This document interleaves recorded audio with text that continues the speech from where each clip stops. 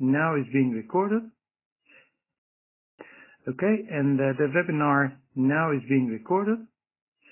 So this is a schematics of a common solar standalone system, more concentrating on the wiring and the protection side. And it looks a bit complicated at first, but don't worry, we will break it into smaller sections, which is actually easier to follow and understand. And I will quickly review the big picture here, what you get. So we have different components. The components start from the solar panels. And the solar panels go through an isolator to a fuse or circuit breaker to the charge controller. And then we have our charge controller, which is connected to the battery via a fuse, an isolator switch, and again another fuse, which is dedicated to charge controller. And of course, you might have DC loads in your system. And this is not depicted in this picture. And because this specific charger doesn't have load terminals on its own. And then we have the inverter, which is also connected to the batteries. It also has isolator and fuses, protector fuses. And then we have our circuit breaker here.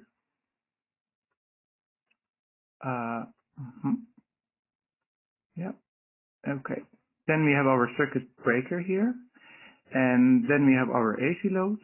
And then we have sort of monitoring devices that are connected to our equipment and are collecting the data and providing the data for local monitoring or any means of monitoring and control and programming the stuff.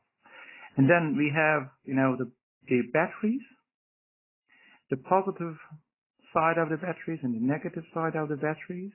And, the bus bars that we have here, of course, you are familiar with that. We have the, one or multiple positive bus bars or one or multiple negative bus bars. Okay, so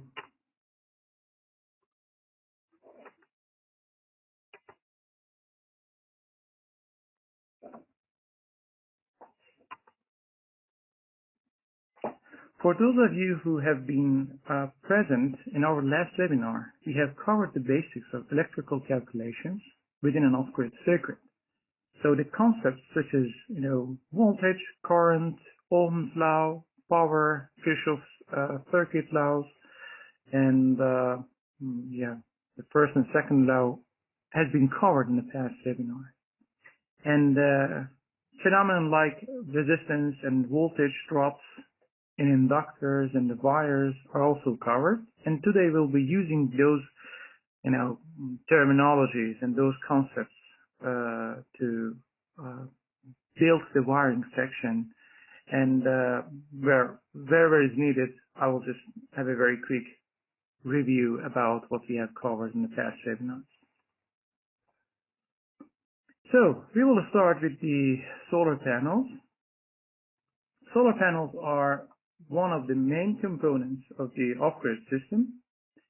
They come with different technologies, but the working principle is the same. They all absorb the sunlight and generate voltage and current. And a solar panel is normally connected to a specific type of connector, which is called the MC4. Now we are talking about wiring, so we have to talk about connectors. MC4 is connected to the panel, and on the other side of a solar cable could be a wire or another, MC4 connector. But anyhow, you have to get these wires then connected to your charge controller. And the solar charger needs to be placed between the solar panels and the batteries. And the solar charge controller converts the higher solar panel voltage into a voltage that is suitable for the battery and that is suitable for charging. And if the solar panel is connected directly to the battery will get damaged. You know about that. And often we connect the solar panels in series and parallel to increase the voltage and the current of the PV string. And they can, come with different technologies like thin film right, and poly or monocrystalline technologies. And when choosing the solar panels, as mentioned before, you have to be careful about the specifications of the solar panel that you choose. One of those specifications is the peak power that you see here. So if, for example, I choose this PV module, the peak power would be 380 watts, and the open circuit voltage would be 45.5, and the short circuit current would be 10.51. It matters because it will determine the wire size and the charge controller size. So any charge controller that you select must be compatible with the solar array or the solar string that you combine together. The voltage should not exceed the maximum PV input voltage of the charge controller, and the current should not exceed the charging or discharge limit of the charge controller. So let's have a look at an example. In this example, I choose, two strings of 4 panels in series, and I select the strings of 4 panels in series, as you can see here. And this means that I'll have 182 volts and something like 21 amps as the input current. And in general, I have 8 solar panels with the power of 380 watts panels. So I'll have a sort of 3,000 watts of PV array. And the nominal array voltage is going to be something like 96 volts here. And having that, I can calculate the current flow in the system by dividing the power to the system voltage. So as I mentioned, the power is 3,000 watts, for example. I can choose 48 volt batteries. So I will have some sort of 63 amps in my system.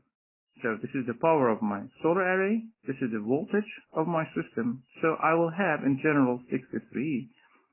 So this is sort of going to tell me, okay, what size of cable or fuses or isolator or breaker I'm going to use for my system. But this one is a bit, let's say risky, because if for any reason, for example, in changes in the temperature or the charge status, the current exceeds this, then we have a problem. So we normally choose a safety factor of something like 30% for our calculations. And although our current is never going to exceed 63 amps, I'm going to choose 83 as the current rate for my cabling and fusing system, considering only the solar panel part. And if I want to understand what is the voltage, okay, we will have something like 182 volts. So, this will help me to identify actually the requirements for the fuses and the wires.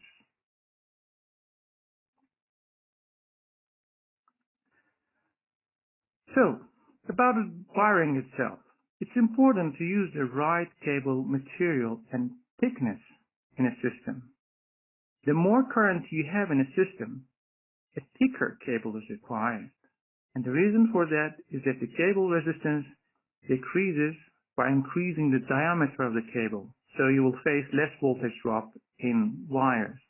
Voltage drop is not desired in off-grid voltage systems because it provides a lot of problems.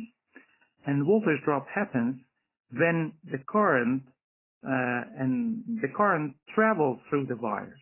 So if your wire is thin, so it will have higher resistance, and then you will have higher voltage drops in your system, and then the efficiency of your system will be lower, and it will cause other problems such as thermal problems or heating or etc. So to find out the core diameter of a standard core cable, we can look at the cable insulation. Normally there are some writings here. There will be markings on the cable that indicate cable core thickness. And in order to avoid very thick cables, so you might come up with a very thick cable. The first thing you should consider is to increase the system voltage. So for example, you have a 12-volt system and you calculate your current and it's a massive amount. But if you choose a 24-volt system for your battery or 48-volt system for your battery, you can still use a thinner cable because you have increased the voltage and the current in your system has come down. And this is the trick, that you can still use thinner cables, which is cost effective also, and still have the same power out of your system. And imagine you increase the DC system voltage. As a result, the DC current will drop and the cables can be thinner. And there is a sort of rule for that. If you're running loads of up to 3 kilovolt amperes in your system, 12 volt will sort of suffice. Now, of course, you can use the 24 volts, batteries for this 3 kilovolt amp system. And then you can use 24, or it's recommended to use 24 for 5K VAs and 48 for the powers higher than 5K VA. Sometimes there is a technical limitation in increasing the voltage of the system. So, for example, imagine that there is a DC load in the system which works for 12 volts. There is a refrigerator that works for only 12 volts. Then, in this case, you could consider using a DC to DC converter. So it's very important to have a reliable system and invest on a DC to DC converter for that specific load. Otherwise, you will have a lot of losses in your system, and the longevity of the system will be reduced. And if you cannot, on the other hand, if you cannot find thick enough cables in your system, you can use double cables. In some inverters and in some charge controllers, you might face 2 positive terminals and 2 negative terminals for the batteries. The reason for that is that specific unit provides high current, and it's high power unit, and it demands a higher thickness. So the trick here applied is to use 2 terminals as positive and 2 terminals as negative terminals of that inverter charger, for example. And with this trick, you can still use the same thickness, but you are doubling the cables that you are using in the system. And what kind of cable to use in DC solar systems? The material and construction of the cable matters actually. For instance, you must not use cables with coarsened strands or non-flexible cables or AC cables. And the DC cable is entirely different from an AC cable.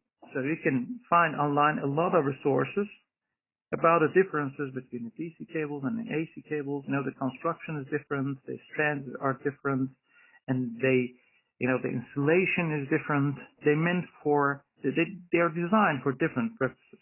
So we have to make sure that we are using a DC cable.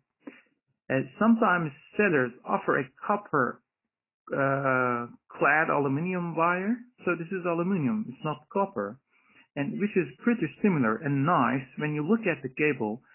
But indeed, it's not copper, and it's aluminum, and aluminum cannot carry the same amount of amps as copper.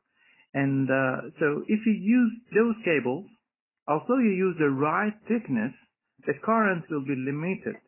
And of course, this is not only a problem with using these kind of cables. Over the time, due to the different levels of contraction between the copper and aluminum, because we are going to use lugs here, right? And the lugs are normally copper, and then they will have different contraction levels between each other, and this will lead to the cable strands cut by time, and increase of the resistance and increase of the temperature in the joints, and this is itself a source of problem, and they might cause fire even in your system. So it's highly recommended that you check you are using a standard copper cable for wiring the system. And for marine or moist situations, you need to use marine cable. I think I have sort of background noise, so I thank you so much for muting the microphone. Okay.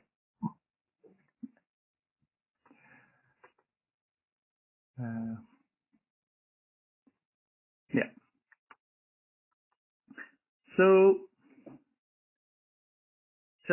another thing to remember is that for marine or moist situations, you need to use marine cables. These are cables with tin-coated copper strands, and if there is any salt or any salty rain or whatever, or the moisture is too high, it's good that you have a sort of tin-coated copper strands, and this kind of cable will stand for longer time in that harsh environment. And another thing to remember is that if the wire is going to be exposed to the UV radiation, then you must use a cable with UV resistance insulation. So the UV component of the solar radiation is known as the main aging accelerator for all of the materials, including the plastic and any sort of insulation. And well, if your cable is not, for example, UV resistance, and you use it on the roof of a van, then by time when this cable is exposed to sunlight, the UV component of the sunlight will sort of destroy the insulation, and then you will lose the insulation of the cable, and it's the source of problem. It might cause, leakage in your system. It might cause short circuits, and even fire in your system. So it's important to check even the insulation of the cable that you are using in your solar system. Well, yeah, but these are also important. Besides cables, we use elements that are important as cables itself. You use, washers and nuts and, all sorts of strings and cable locks and thermal strings and so on. So cable locks are used to connect the cable to a bolt, and it can be a battery bolt or a bolt on a bus bar. We will cover soon what a bus bar is. And the cable lock needs to match the cable thickness. So you cannot use any sort of cable lock with any cable. You have to match them. Even the amount of the insulation that you cut over the cable is important. Then you have to use a special crimping tool to sort of attach the lock to your cable. Sometimes I've seen that people with the unstandard tools like hammer or so, okay, it works at the beginning, but the problem with that kind of pressing is that the amount of the wire that touches the lock is actually lower than the thickness itself.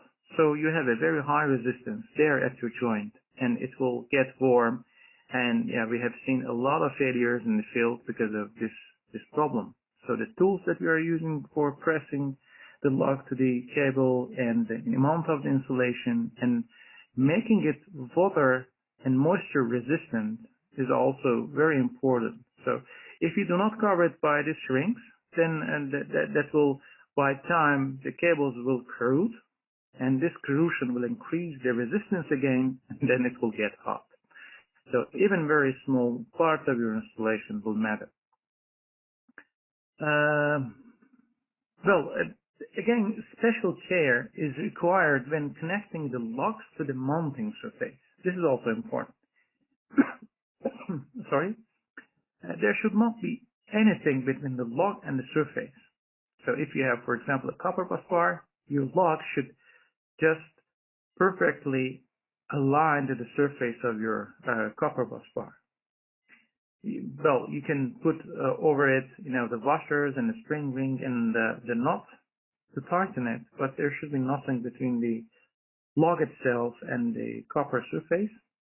And also it's important to note that the tightening torque is also important. Sometimes we break a log or a part of the wire because we apply a very high tightening torque for our equipment and for our logs, and this is also not good.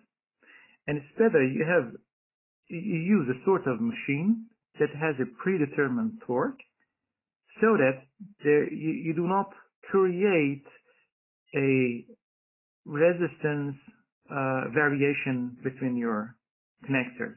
So if you tighten one too much and the other one a little bit loose, then the area that the logs connect to the bus bar are not the same, and then there is a difference in the resistance level, and this is called the improper balancing of your batteries, for example.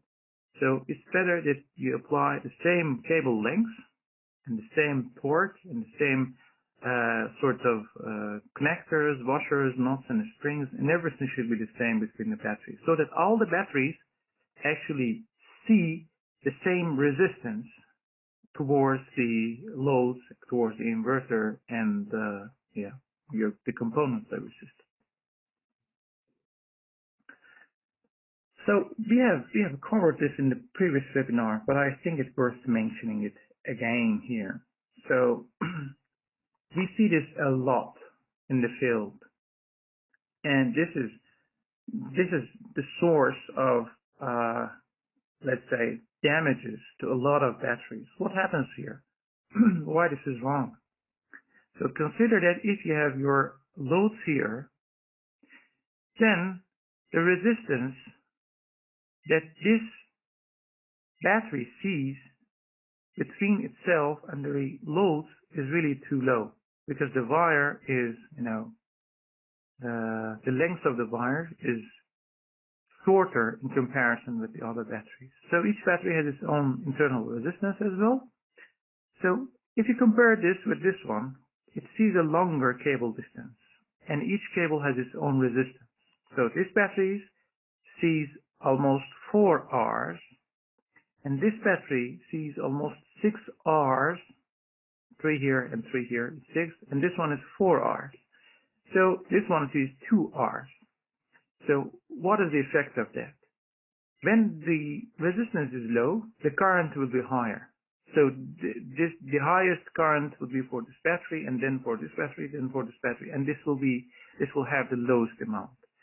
So this battery will age very soon, because it will deliver a lot of power to the loads in comparison with other batteries, and it will cause a sort of unbalancing in your system, and then it will start to destroy the other batteries as well. And sometimes you will see these batteries are swallowing in the field, and they change their shape because they've been used under a heavy load and under high temperatures. So this will destroy the batteries. So how we can solve this? The correct way of connecting multiple batteries into in parallel is to ensure that the total test of the current in and out of each battery is equal. So here, consider this battery, it sees this length and this length. So this is equal to the length of, between the positive and negative terminals of this battery. So if you draw them separately, you will see that in this system, and this system, and this system, they all see the same path and the same resistance. So this is the correct way of making, paralleling your batteries. And it's also good to mention that the batteries must be balanced prior to the installation. If you buy a battery, if you buy 2 batteries from the factory, and they are fully charged, for instance, they will not have the very same voltage. There would be some deviations between those. And, consider that this is, for example, this 13.5, and this is 14.5 in a worst case. And then this will get worse even while you're using the battery, because this will be used more and more and more, and this battery will age soon, and it will destroy the whole, set of series batteries. So it's recommended to charge your battery first and measure the voltages of the batteries on each terminal, and make sure that you start the off-grid system with a source of reliable, balanced battery voltages. And this will prevent the unbalancing problems. Of course, you can use sorts of, let's say, balancing devices in your off-grid system, but APR does not provide those kind of devices. But you can always easily measure the batteries, even if you want to check your system after 1 year, for example, or 6 months. You can disconnect the batteries when they are fully charged and check if they have the same voltages. If there is a voltage difference higher than, for example, 0.2 or 0.3 volts between them, this is a sort of problem, and you need to think about it and correct the way that they are being charged. Okay, so we talked about the wires and connectors and how to connect the batteries. So let's talk a little bit about the wire size calculation. The correct cable can only be selected once you know the currents in a system. Inverters and charge controllers can experience different levels of current, so you can use different cable thicknesses for each.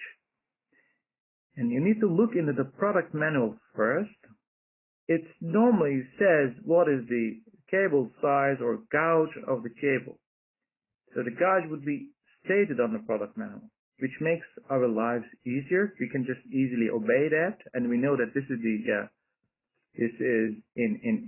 this is aligned to the maximum charging and discharging capacity for charge controller, for example, or maximum current that any inverter can draw from the battery. So, but if you do not have access to that, or if you want to make more precise calculation, you always need to find out the maximum current. We did this for the charge controller part, if you remember. We had a current of sort of 83 amps going into the charge controller in and out. And it's calculated by dividing the solar panels watts by the system voltage. So every cable going from PV to charger and charger from the battery must have at least, for example, in this example, sort of 83 amps. In practice, we have chargers with 100 amps capacity, and 83 amps will be safe because with our configuration, the current will never go higher than 83 amps.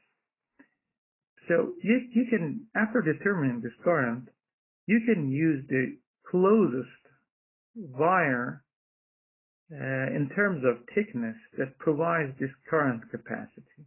And I will let you know soon how to do that. And for the inverter, you might have noticed that inverter have thicker cables. Yeah, there is a specific reason for that. For the inverter, you can choose the maximum surge capacity and divide by the system voltage. So you do not use the continuous power of the inverter. You have to use the surge capacity of the inverter, because there is a reason that this inverter has a surge capacity. It is meant to let specific loads like motors which demand a high inrush current to start in your circuit. So you should account for that amount of current that is demanded by the inverter. Then you take the maximum surge power.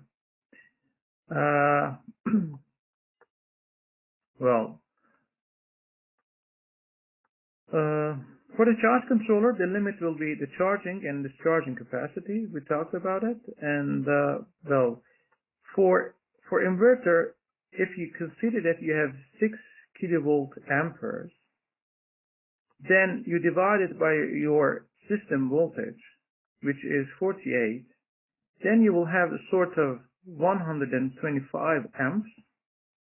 and then you apply a sort of 20% safety factor. And when you multiply it by 120, you will get some sort of 150 amps. So I repeat it. Take the maximum surge power of your inverter, divide it by the system voltage, you will get a number. Multiply it by 1.2, this is the safety factor, for instance, or 1.3, and then you will get the amperes capacity that you need to provide by the cables.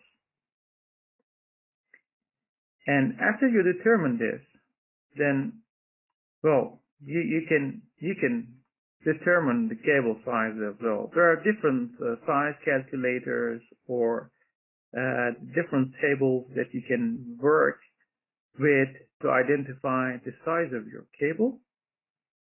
So let's consider that we have an installation of less than 5 meters and I need 150 amps current capacity.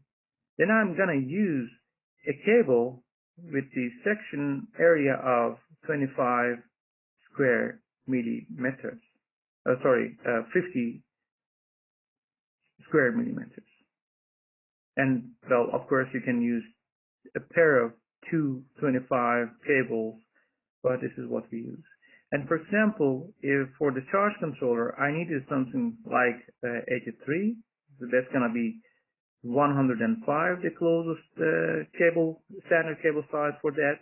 And then you will need 35 square millimeters for the charge controller. So you can see that the inverter cable is going to be thicker than the charge controller cable. So a question arises here. What if I use a thicker cable for my installation? That's absolutely okay. If we want to make the system, cost efficient and etc. But a thicker cable for the DC cables is always good. So if you have access to a thicker cable, you can apply for that. And for the AC, it's also good, but there is a problem with using a thicker cable with the AC side or AC cables, and that is when you use the parallel inverters. Okay, we do not have, EPAver doesn't provide parallel inverters, but in case that you are using other brands inverters, you must be careful that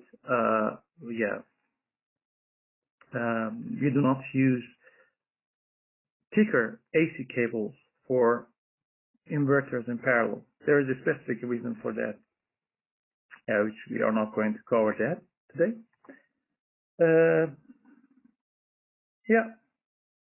So if we want to be quick and short, there is a sort of rule, a thumb rule for that. So it says, if you divide the capacity, the amp capacity, by 3, then you will get a number which is the thickness of the cable in square millimeters. So if I divide 150 by 3, let me see if I can, maybe I can use this. Yeah, if I divide 150 by 3, I will get something like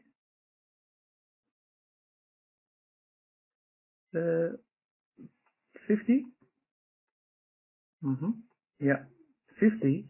And this is the thickness of the cable in square millimeters.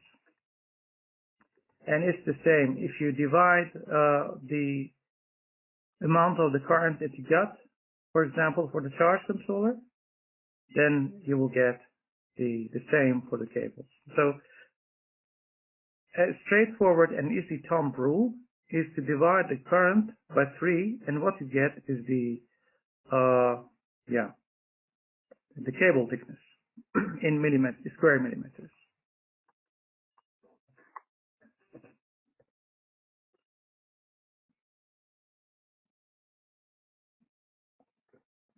Okay, I will change to laser so that we can see my, okay, good. So bus bars. One of the other components that we use in an upgrade system is a bus bar. So where is bus bar? This is called a bus bar. This can be a bus bar. This can be a bus bar. This is the positive bus bar. It's also a positive bus bar. It's a negative bus bar. And this is a fuse that we connect for the batteries. Bus bars are like cables, only they are rigid metal bars. So for convenience, some bus bars include fuse holders as well. So if you can see, there's a fuse holder, then they have connected some sort of fuses for each component that is going to be connected to the battery.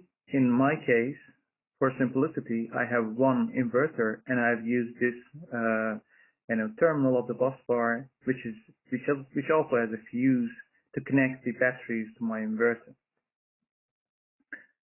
So you can buy a pre-made bus bar, or you can create your own. So with a piece of cut and drilled copper or thin copper bar and a few fuse holders, you can create a DC distribution system. Again, for marine applications, you should use a tinned copper. And bus bars are meant to provide a common positive and common negative terminals between the batteries and inverters and chargers and multiple inverters. And they are also used in smaller systems, especially when there is a lot of DC equipment. So if you have a DC equipment, you can connect it directly to your battery using these terminals of the bus bars. If using bus bar, its thickness should be calculated as well. It's like a cable and should tolerate the cable capacity that you need in your system. To calculate bus bar thickness, simply use recommended cable surface area and apply that to the bus bar cross-section area. So you have a width, you have a height, and you have a length, then you can multiply them and you get the area and that it has in cubic millimeters. And of course, it's recommended to shield the copper bars. Of course, you can omit the length. So if you get these two here, then you will get the area. So if you multiply the length to the width or width to the height, this dimension I mean here, depending on what you name it, then you will get the area that current can flow to your system, and it's the same as the cable sizing. And of course, it's recommended to shield the copper bars, especially if the bus bar is out of, is in an open area, and there is a danger that someone touches it, or I don't know, something falls, and it provides a short circuit between the positive and the negative terminal. So it's always recommended that you cover the bus bars, or you put a thermal shrink over the copper so that nothing will touch the copper itself, and there isn't any danger for short circuits. So we will have a short break here. I need to drink some water. And meanwhile, we can check if I'm still audible for you. Then we will start over in a few minutes. So, can you hear me at the moment?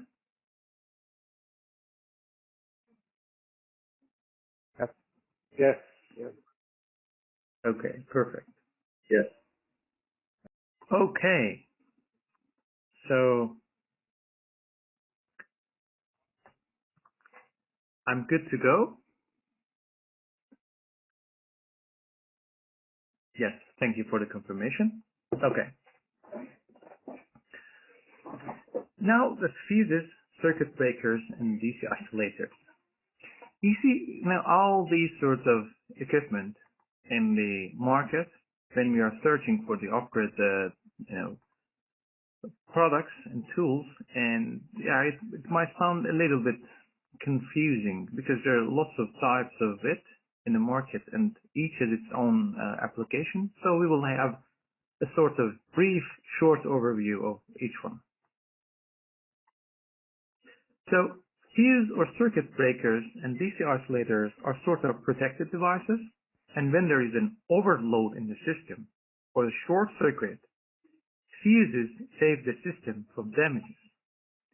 You can now locate the place of these instruments in the wiring diagram.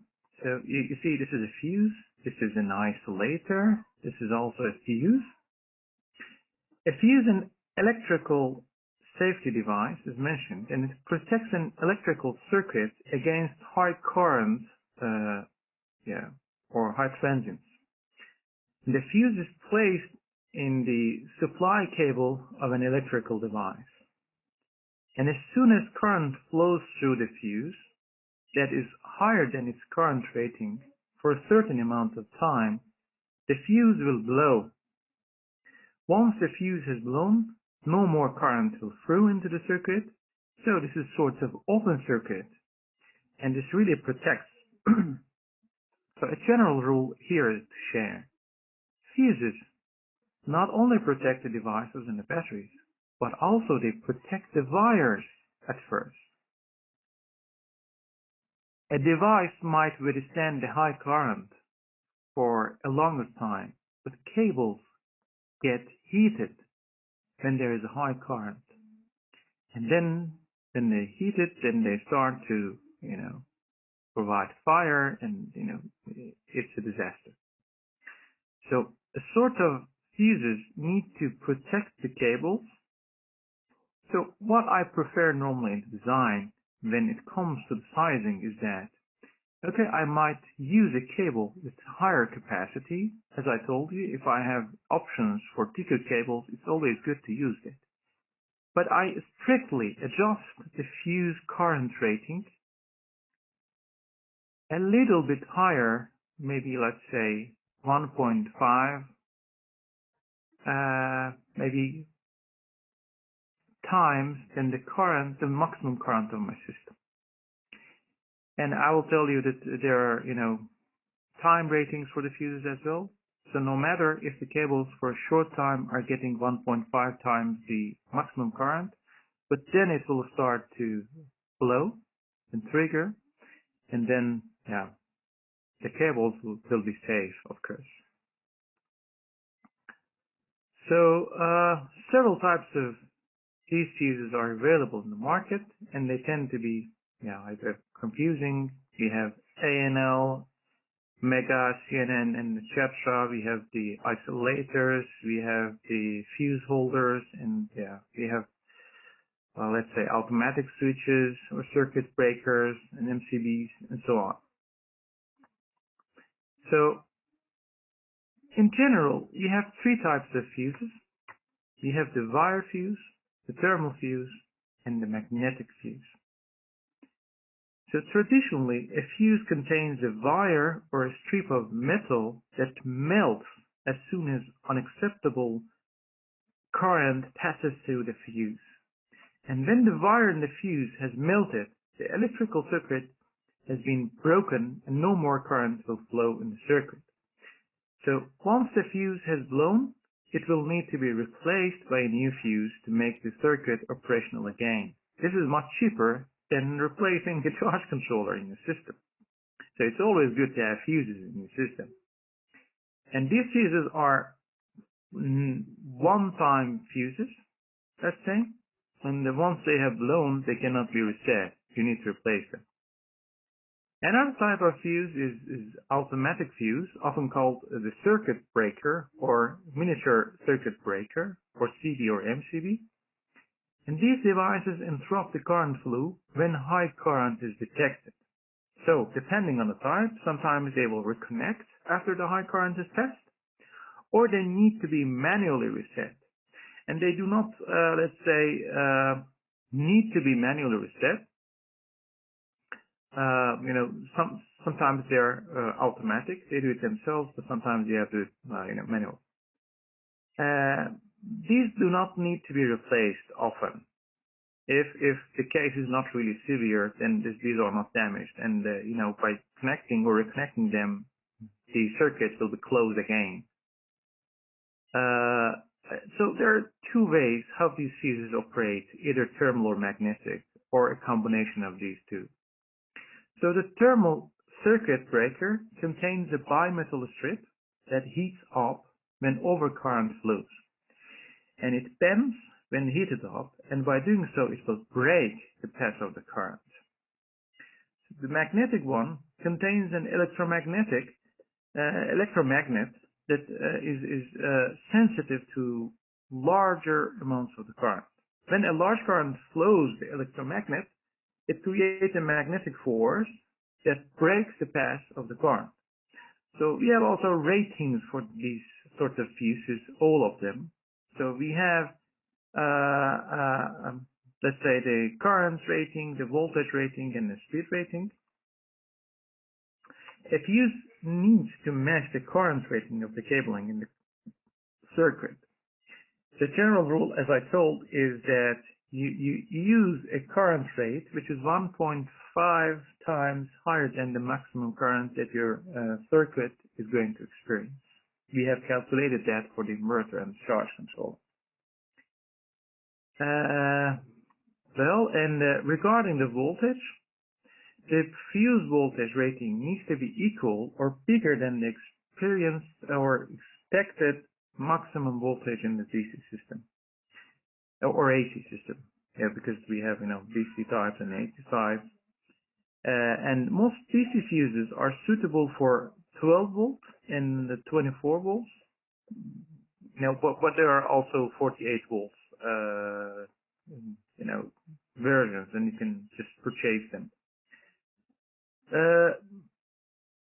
The only thing you need to pay attention is that sometimes you find these kind of circuit breakers specific for a DC or specific for AC application, or sometimes they can serve both AC and DC. It really depends on the ratings of the current and the voltage, both for AC and DC.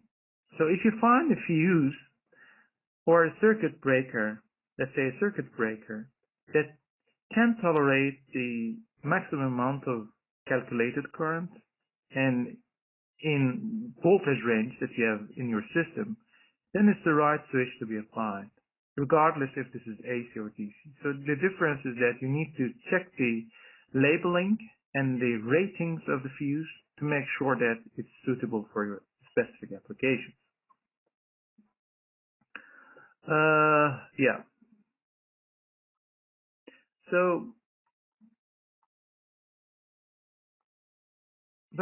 I think, the speed is remaining. So the speed of a fuse is the time it takes for the fuse to open when the fault current occurs.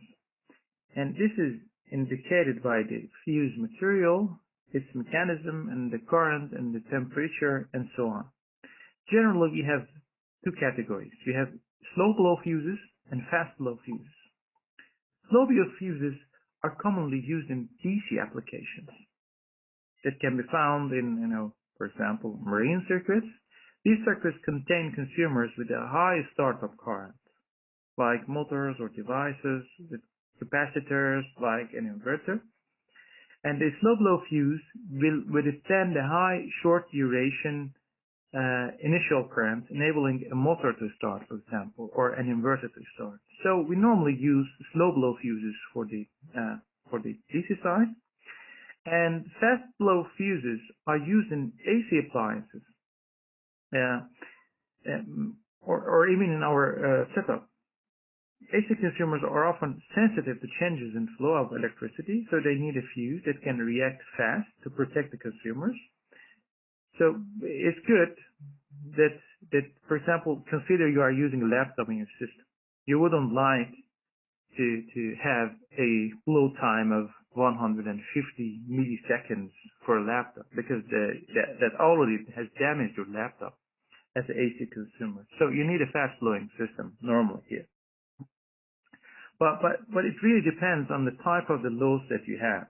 Sometimes you have AC consumer that has a high startup current, and this equipment will be something like, electromotors such as refrigerators, air conditioners or so. And in these scenarios, you need to use a slow blowing fuse for your AC parts because you have such a load in your system.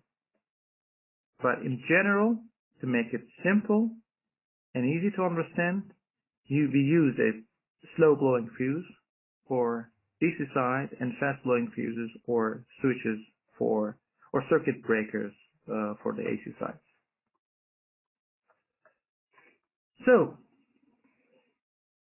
let's look at the location of the DC fuses and the circuit breakers and oscillators that we have in the system. Each consumer that connects to the battery needs to be fused, and the fuse is placed in the positive cable. Of course, you can have a negative cable, but in majority of the countries, the regulations state that the positive terminal must have a fuse. So no matter how big or small the power rating of the equipment is, batteries can potentially produce very high current that can cause a fire. If the consumer develops a fault in internal circuits, for example, if just consider that one of the consumers that is directly connected to the battery has a short circuit fault, then it's a disaster. It can even melt down the cables and all the terminals in the system, because you have a huge, massive amount of current with a considerable amount of voltage. This is a high power, and it can melt your cables down. So a DC circuit normally contains a main battery fuse, which is here, and after which it branches to the individual users.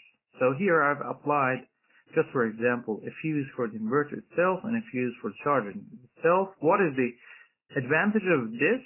Well, if there is a fault in the inverter, for example, this will be blown first, and this fuse will sort of survive.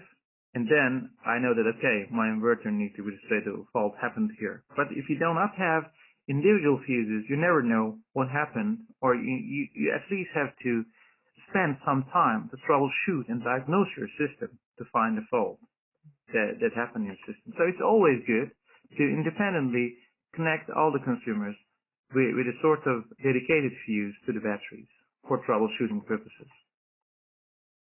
Well, if you ask what type of fuses, they are normally the mega type fuses,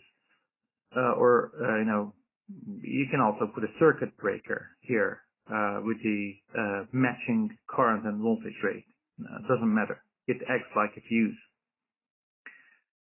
So, for the AC circuits, the circuit breakers are located near the entry point of the, let's say, external AC power. It could be a generator or it could be a power grid. So if you have, or if your system supports, for example, consider that you have U-Power High here. It's a hybrid device. Then it will accept the AC input from the power grid or, the shore power or any sort of external biaxial generator, for example. Then you'll need to have an AC circuit breaker to make sure that any alternations in current or voltage in your feeding side will not damage your equipment. And you also have to apply the same when you are supplying the consumers. You have normally a main AC circuit breaker, and then you might have also dedicated circuit breakers for each consumer. It depends on what you are powering and how much power you have. And if you want to calculate the amount of the current or rating of this fuse, that's simple. Take the surging capacity of this inverter and divide it by the output voltage, for example here, and it tells you that, okay, I'm going to accept some sort of 30 amps, and so I will apply something between 1.2 to 1.5 of this amount here. So something like 35 amps, 36 amps would suffice for this circuit. And It can be a single pole or double pole. Normally we use double pole for ACs. And well, we also discussed the current rating and the speed of blowing. It should be a fast blowing breaker here and in the interside as well. And again, for the PV area circuit breakers, so we have a sort of isolator. If you see here, this is the isolator, this is the oscillator, and this is also that sort of this can be isolator, this can be a circuit breaker or whatever. And it's also the same here, as I mentioned. So this is to disconnect your battery or your solar system for maintenance purposes or replacing an equipment or whatever. Otherwise, you are in big risk.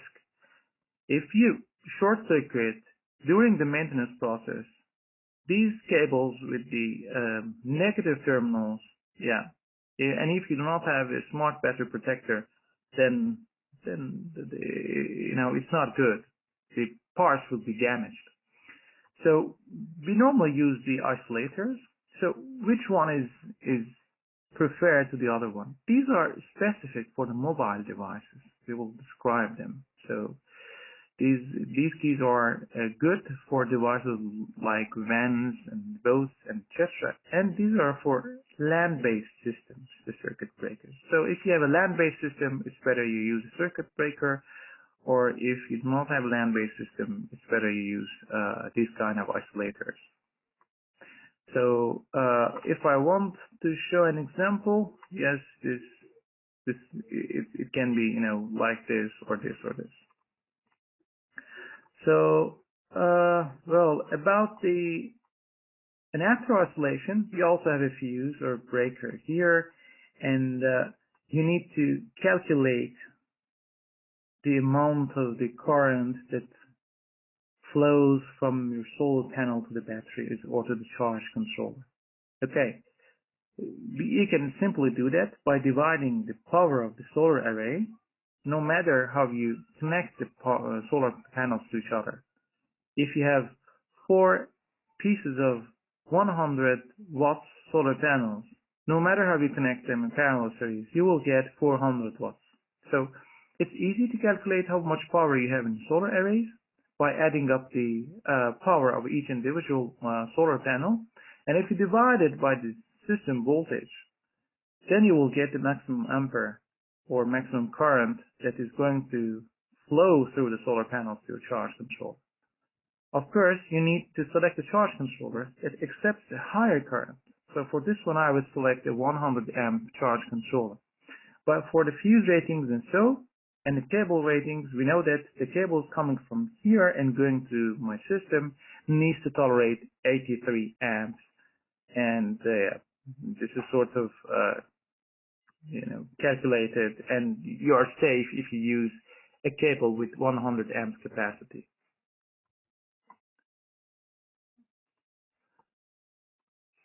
So a battery isolation switch can be used to isolate the battery, as I mentioned. So if you disconnect the battery main fuse, one would argue that, okay, the fuse would do the same. Yes, that's true. If you just replace or disconnect the battery main fuse, then this is open circuit. But this is more nice, and this is more safe, and this is more easier to operate than just opening the fuse. But it depends on your preferences, really. Normally we isolate the positive battery cable, as I mentioned, but just really depends on your local standards and regulations. And these also have a voltage and current rating. It's important that you check on the product labeling how much current and how much voltage this can tolerate, and should be in range of your requirements. Well, this is also an example of a rail-mounted or DIN-mounted circuit breaker for land-based systems, for battery PV systems. And normally, when the voltage is high, you use these sorts of fuse holders and breakers.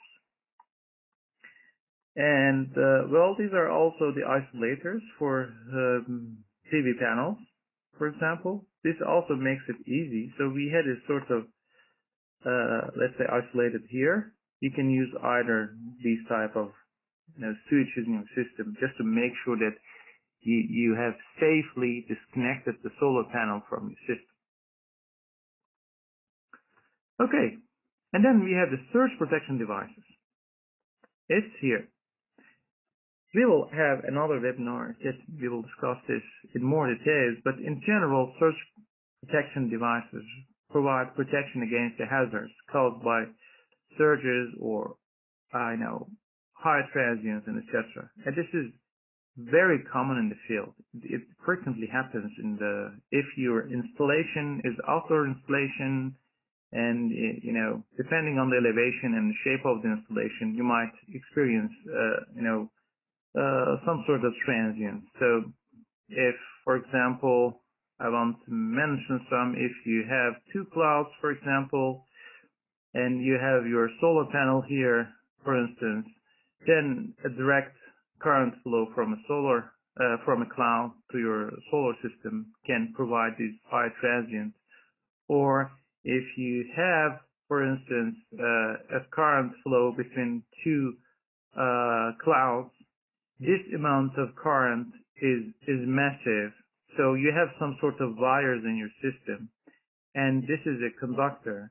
And with this high current, opposed to a conductor, you will face some sort of transient current or transient voltages in your system. And this all is going to damage your system. So it's better, depending on the type of the installation, you have a sort of surge protection device which guides the high current to the ground. Normally, this let's say this device is open circuit, but when the voltage or current exceeds a certain amount, then that's short circuited and it guides let's say the current to the ground instead of to your system, and this protects your let's say your system. This is the application of surge protection device in your system, and there are lots of it in the market, and here you can see let's say a sort of surge protection device.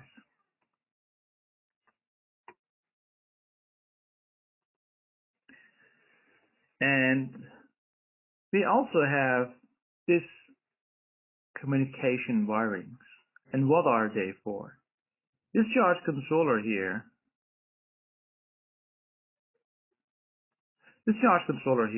and this inverter here, and if you have some other components in the system, they all have some parameters which matters for controlling the system. As an example, we have a battery temperature sensor connected to a charge controller, for instance. And it tells us that we should stop charging the battery if the temperature rises from a certain threshold. So it's important that this amount of value is communicated between the system, or this inverter can be shut off if the battery voltage goes below a certain threshold.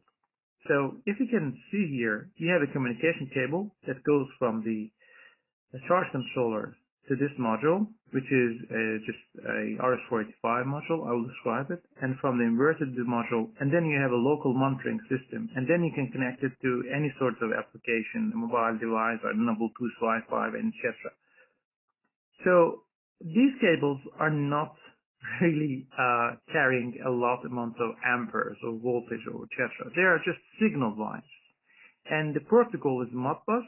So Modbus is 2-wire or arguably 3-wire communication system. We have lots of slaves in our network and one master that is collecting the information from all of them. And the data is being transmitted by altering the voltage between these wires. So it's normally 5 volts or so. So these cables doesn't really bring any hassle to the system in terms of, let's say, the current capacity and so. But they provide the means to capture and monitor all the parameters of system. What is the load voltage? What is the load current? What is the load power? What is the charging power of the solar panels? What is this voltage? How much energy I've got today from my solar panels? And all these parameters are going to be gathered together, and then you can access it using let's say software. Or if you have, for example, the Modbus tables, you can use even I don't know, software like Modbus to map the registers and read the registers that are containing the desired data, and then you can easily forward it to a SMTP server or FTP server, or you can use even the EPAverse cloud monitoring system to collect all the data together online, using our IoT module. This is active, and we are using it for, let's say, the LED drivers. So, but regardless of that, these cables just carry a very little amount of current and energy, and they provide the means for monitoring the system and controlling it and configuring it, of course. So, we have not yet covered the ground, earth, and the safety of the off-grid systems, because this will also take some time to discuss it. We have different systems and different installations, and for each one it differs how the grounding would look like. And again, for the safety and these sorts of things, I think it deserves that we have another webinar for it. So it's already 1 hour and 70 minutes, and if I check here on my system, there are 97 people with us. That's pretty amazing. Thank you so much for your interest, and we are grateful to have you with us with this webinar, and please feel free to submit your questions, and we will try to provide answers to you as soon as possible. So with that, thank you so much for your attention, and I wish you a nice rest of the day.